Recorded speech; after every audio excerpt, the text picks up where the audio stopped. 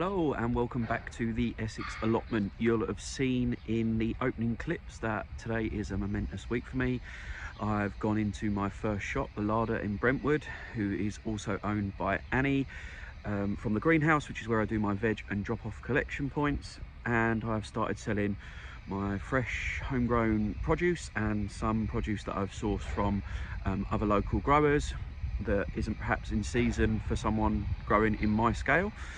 The great news is that kick started this week, and hence the reason the vlog is a little bit later than usual, but I just wanted to get it in this week to show you. The other excellent thing about having a relationship with a shop is this. I've got a car full of cardboard to use, either in the compost bins or in the no-dig principle of laying cardboard if I've got any weedy areas. What's great about pairing up with environmentally conscious shops with the same values as me is this refill shop that I now sell vegetables out of. All their stock comes with the compostable tape on it, so I don't have to sit there and pick off all of the sellotape off the cardboard. And they obviously don't use dyes and things like that that are detrimental to the ground, which is fantastic news. So let's get it in the compost bin.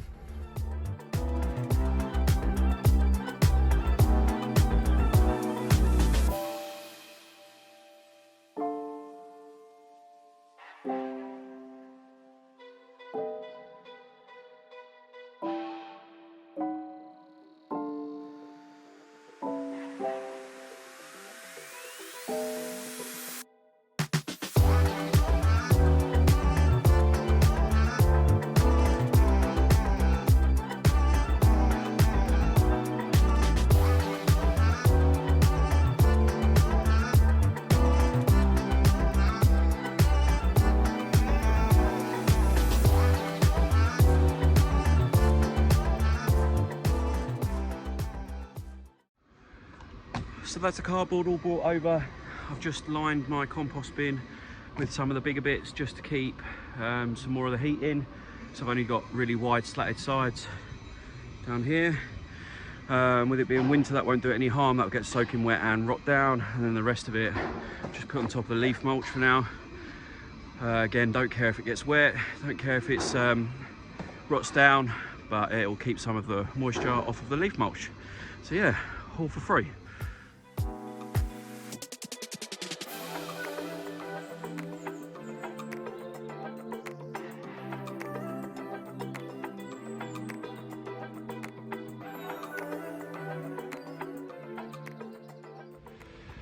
Hello, so I'm stood in the pouring down rain, which seems to be typical of the end of this year, and I'm stood at the top end of Block B for those of you who have watched my vlogs before and are familiar with my layout.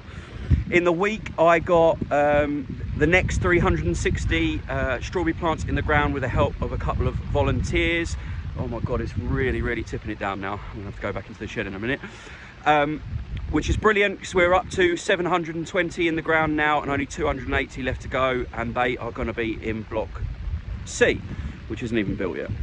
The reason I'm telling you this is I feel like there's been a real momentum shift now on the farm with the garlic in the ground, 1,900 garlic in the ground. That's starting to sprout up. The broad beans and the peas germinating, and all these strawberries going in. All these trial crops that I put in Block A when I first got here to test the soil have kind of served their purpose. So what I'm going to do now is jump in and harvest the beetroot that's in the top of one of the beds on Block A. It's not fit for sale. It's been in the ground way too long.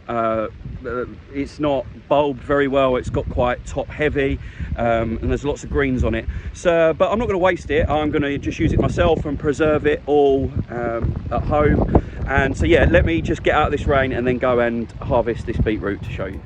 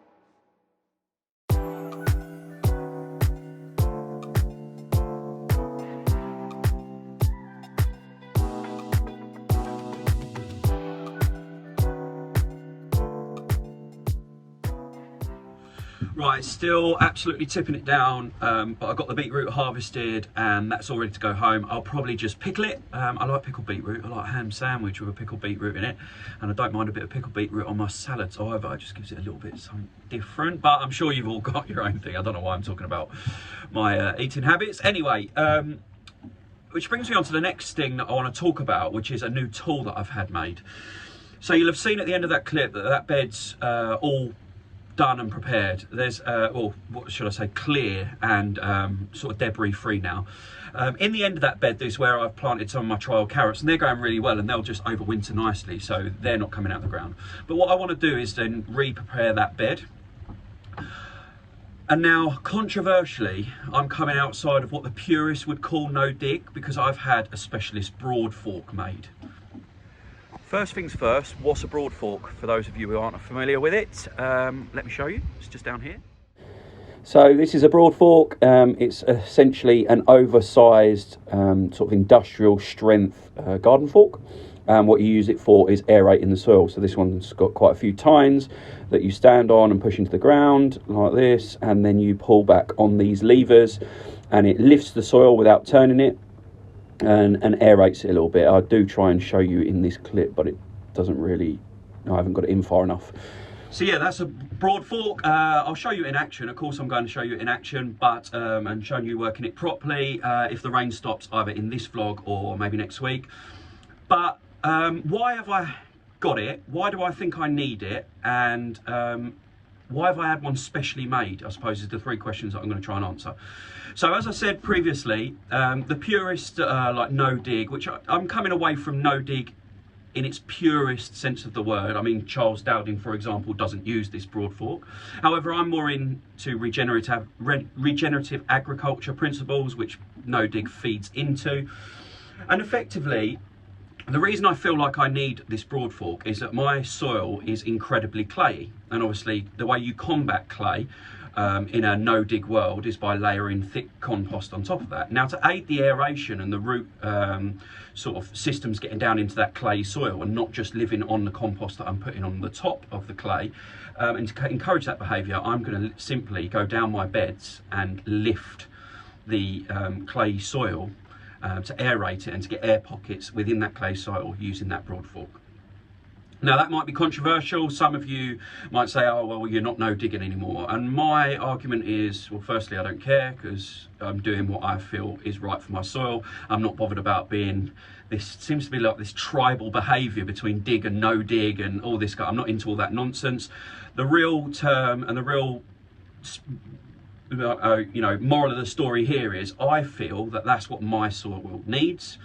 So I'm going to do it, and hopefully after a couple of seasons maybe of doing this every time I rotate the bed, maybe even after one season, that organic matter will have gone down into the soil, worked its way into that clay soil, the roots will have done their work on the systems, and it might become redundant on this farm. Hopefully it will become redundant on this farm, but yeah, that's why I feel I need one. And I've got one. Why have I had one specially made? Well, in the interest of productivity, what I've done is had one made to exactly the width of my bed, 75 centimetres. So if I was to do it with a traditional fork or a Broadfork that's available sort of in builders merchants and places like that, and they're very popular in Europe, they're slightly smaller than the width of my beds. This way I can just move in one motion from top to bottom of the beds, working down, and in one pass I'll have aerated the whole of that bed. And yeah, so that's why I've had it made. It's purely for productivity, so that I only have to go down there once. As you could imagine, if you were using a traditional garden fork, you'd perhaps have to do it across the bed 3 times to fit the width, and then work 3 rows backwards, if that makes sense. But I'll show you a picture of it in the bed, one of the beds now, so you can see that it fits exactly the width that I'm talking about. I was hoping to give you a little video of it in action there, but the ground is so wet already because the downpour we've had overnight and all of today.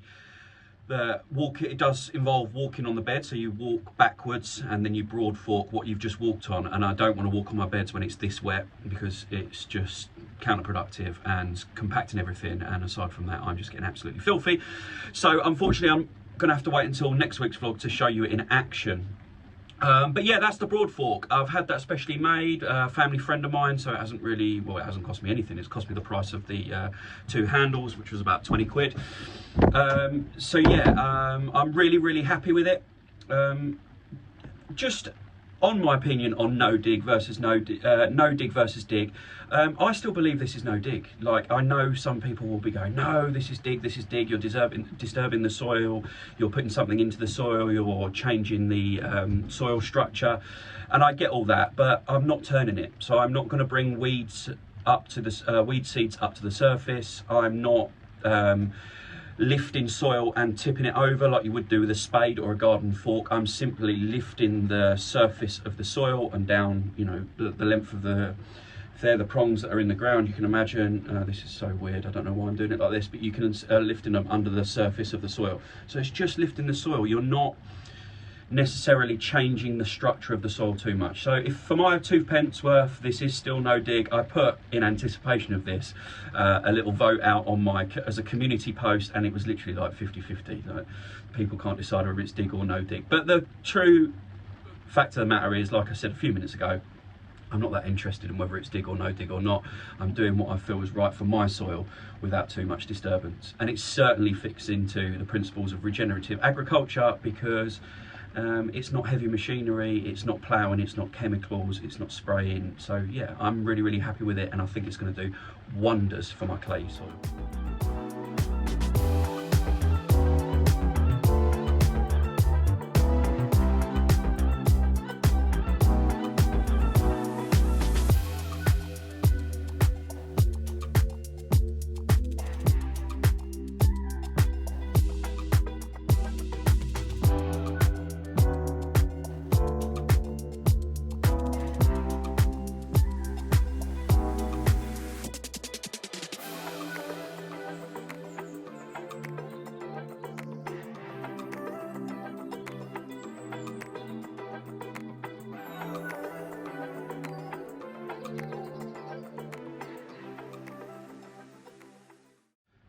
As you've just seen, we've had a incredibly wet back end to the week, and again, because of the issues I'm having with some of the drainage in certain areas, especially access points, it has limited the amount of work I could do again this week. But we have got those strawberries in, as I alluded to earlier. Over the course of the last week and a half, we've managed to get the rest of the garlic in the ground. So again, I mentioned it, that we've got 1,900 garlic in the ground, and that's all I've got left from all the garlic that I showed you in a previous vlog, which is cool. But yeah, it's just all this wet weather and this sort of wet area of the field is going to have to, you know, it's going to take some sorting out. So thinking about maybe a different access point to the field a bit further up the hill, so we can bring the tractors in and the lorries in that are delivering my stuff. And that's effectively what's preventing me from cracking on with block C, D and E and building, which is the, you know, next 3 massive jobs that I've got on the farm. On that though, positive this week is that I started 2 new relationships with 2 farmers in this very village, or in this sort of like, you know, farm area next to the village that I'm located in. One of them has cattle and the other has horses, and they are prepared to supply me with any manure that they've got and that I need. And some of it's even been set outside for, in a massive great big pile, you know, 20-foot high pile, for over a year already. So as soon as the field is accessible, I am going to ask them, or they've offered, to get out their tractors and trailers and bring me 2 huge 10-ton piles of horse manure and cow manure to help me build block C, D and E and put some real nutrients into the soil. I'll even add some of the well-rotted stuff to some of the beds that I've already made, along with the natural fertiliser that I've been using. And if I can get all that done sort of in the months of December and January, that will mean that we will hit the ground running for next season. So yeah, great to find that relationship. They're not charging me effectively because they need to get rid of it. I've offered to pay for the fire up of the tractors, i.e. for the fuel and stuff like that. So at the very worst, it's going to cost me 20 to 50 quid a load, which I'm more than comfortable with when they're dropping me off 10 tons of manure at a time. So yeah, I am super happy that I've found those two relationships in the village, and that's happened this week. Again, there's been a lot of stuff going on behind the scenes, so I was really lucky to be invited to a school in the village that I'm next to. Never been to this school before. The head teacher reached out to me on social media, saw that I was in the village now, and asked me to come in and see her for an outside socially distanced meeting, which we did with the masks on and everything. And effectively what she's offered is a drop-off and pick-up location on a Friday at 3 o'clock when the parents come to pick up their children. In, you know, sort of in a deal that I've struck up very loosely with the head teacher, that I will offer the farm out for a couple of educational tours or visits for the school children throughout the year, obviously of no charge, which is something that I would plan to do anyway. So the fact that I've got a new drop-off location in the very village that I'm at means that I don't have to have traffic at the farm, and people can pick up a veg box when they're picking up their kids on a Friday afternoon. So that was super meeting. She's a really lovely lady. The school looks fantastic, and I can't wait to continue with that relationship in a post-COVID world when we can, you know, perhaps do a little bit more with the kids outside and in the school. So that's fantastic. And you know, you may or may not know, if you follow me on other social media platforms, I've got a child that's 3, coming up to 4, well 4 next August, but will be in the next school year. So it's really cool to start you know, learning about how the schools and stuff works. It's been a long time since I went to one, certainly a primary school, and yeah, so from a personal point of view, it's a great relationship to have as well. So yeah, that's about it for the week this week. There's been a lot of talking, not much action. Like I say, a lot of stuff's been going on behind the scenes. My website's now up and running, which is www.theessexallotment.com, which gives you more information about the farm, more information about the CSA service that I'm offering, some of the partners that I've paired up with, and there's a couple of blogs on there, which I don't do that often, one about regenerative agriculture and one about shopping locally for your produce. So feel free to jump over there and check that out. I think I put I'll make sure I put a link to the website in the description below. Yeah, and I'm just hoping now for some real hard frosts or some dry weather for a couple of weeks, so I can get that manure in the field, and then I'm set, and I can just little and off and get cracking on with the next blocks ready for next season. If there's anything you'd like to ever see more of in these vlogs, let me know. If there's anything you want to know more about, let me know in the comments below. Let me know what you think about them overall. They're always going to be rough and ready, me just talking to the camera, showing you a little bit about what's going on. I'm not into filmmaking. I try my best to make them aesthetically pleasing. But yeah, other than that, let me know what you'd like to see more of.